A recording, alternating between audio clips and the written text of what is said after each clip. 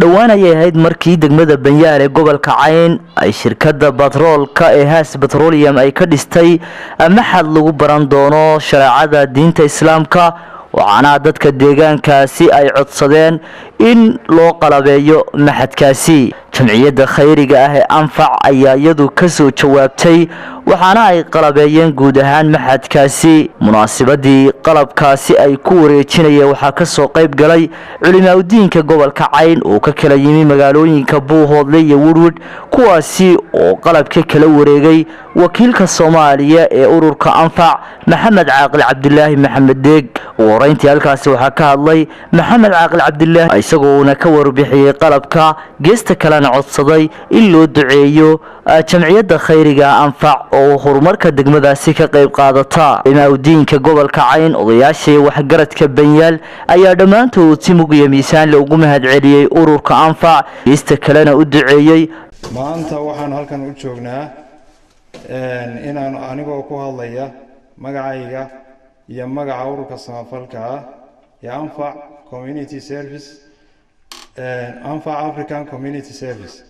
waxaan ku wareejin doonaa agabkan waxbarasho oo ururku uu deeqay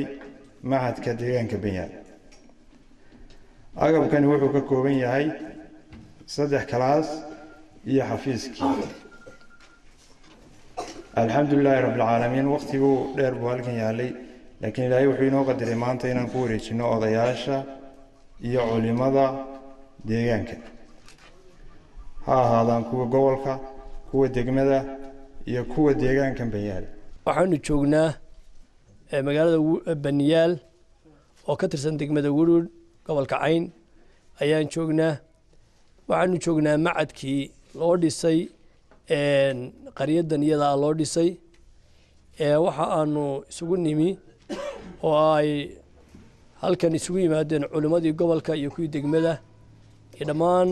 culimadii qaryadan ama tuuladan Banyaal iyo waxgaradkeedii oo dhan ay isugu yimaadeen in ay ka gudoomaan qalabkan agabkan waxbarasho ee kuraasida iyo miisaska isugu jira iyo sabuuradaha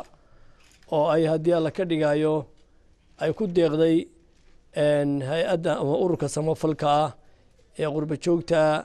ee deegaanka ka dhashay ee la anfac hadii ay maaragtay xagga furitaanka tahay haday xagga barkadaha iyo maaragtay deyrka iyo anfaceen maaragtay adeega kala tahay waxaan rajaynaynaa sidii wanaagii hore maaragtay aad uga qayb gashaan baan idin rajaynaynaa kan agabkan quruxda badan ee ay noo soo dhiibsay anfac oo anfacday horena way noo anfacday tan maanta waa lagu anfacday insha Allah horena waa noo yiri waadna anfacday insha Allah si wacan baad noo anfacdeen anfacay waana naafici doontaan tii macamadan idinka gudoonay masaajidkan idinka guloonado dhowr waxyaaladooda ilaa roog ilaa safiito ilaa barkad ilaa hadalba kuulay hawlo badan waxaan ilaahay subxaanahu wa ta'ala khayr u weydiinaynaa kambaniyada iyo guruubyada isu kaalmaystay maxadkan iyo agabkiisa iyo horumarka kale ee deegaamadan la xidhiidha ka socda sida maxaan ku dhahdaa Haas Petroleum iyo ururka anfac ilaahay ha barakeeyo kambaniyada iyo hay'adaha iska kaashaday dhismaha maxadkan iyo qalabaynta maanta inuu joogno Haas kambaniyada maxaa loo jiray Haas iyo ururka anfac ururka anfac waxaan leeyahay waad anfacdeen dadka idana haydan anfaco taabkiinu ilaahay adduun iyo aakhiraba idinku anfaco midda labaad